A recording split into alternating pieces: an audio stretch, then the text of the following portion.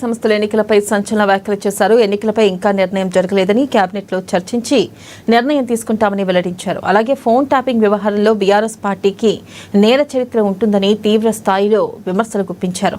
పారిశ్రామికవేత్తలు, జడ్జీలు, సినీ ప్రముఖులు, రాజకీయ నాయకులు సహా మొత్తం 650 మంది ఫోన్లు ట్యాప్ చేసిన చారిత్రక దౌర్భాగ్యానికి బీఆర్ఎస్ పార్టీ పాల్పడిందని పేర్కొన్నారు. దీనిపై విచారణ వేగం చేయాలని ప్రభుత్వాన్ని అధికారులకు విజ్ఞప్తి చేశారు. నీటి విషయంలో హరీష్ రావు ఏదో రాద్ధాంతం చేసి వారేదో నీతి మంత్రులను చెప్పుకునే ప్రయత్నం చేస్తా ఉన్నారు.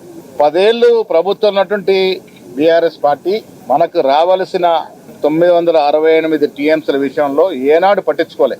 మనకు రావాల్సిన హక్కుల్ని కాలరాస్తూ వచ్చినారు 10 ఏళ్ళు. అక్కడ ముఖ్యమంత్రి జగన్మోహన్ రెడ్డితో చట్టపట్టరేసుకొని రావాల్సిన వాటా గురించి ఎప్పుడు కూడా మాట్లాడలే.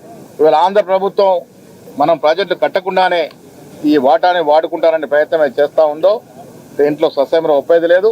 ముఖ్యమంత్రి గారికి మాకు స్పష్టత ఉంది. తెలంగాణకి రావాల్సిన నీటి వాటా విషయంలో ఎక్కడ కూడా రాజీ పడేది లేదు.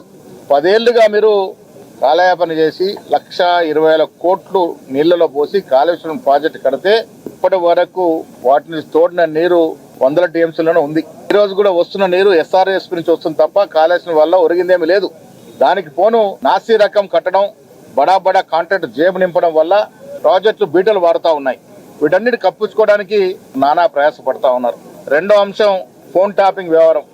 దేశ చరిత్రలో ఎక్కడ ఎన్నడూ లేని విధంగా తెలంగాణ బీఆర్ఎస్ సర్కార్ మాలాంటి నాయకుల ఫోన్లు ట్యాప్ చేయడమే కాకుండా ఆనాడు కొంతమంది సినీ తారల ఫోన్లు కూడా ట్యాపింగ్ చేసి వారిని నానా ఇబ్బందులు పెట్టినటువంటి పరిస్థితి. ప్రభుత్వంలో ఉన్నటువంటి బడా రాజకీయ నాయకులు, బడా అధికారులు వారి అవసరాల కోసం ఇష్టం వచ్చిన రీతిన రాజకీయ నాయకుల మీద, సినీ తారల మీద, ప్రముఖ పారిశ్రామికవేత్తల మీద, కొంతమంది జడ్జిల మీద కూడా ఫోన్ ట్యాపింగ్ చేసినటువంటి ఘనమైన నీత చరిత్ర బీఆర్ఎస్ పార్టీ. ఇలా రాష్ట్ర ప్రభుత్వాన్ని, సిట్ అధికారులను కోరుతా ఉన్నాను.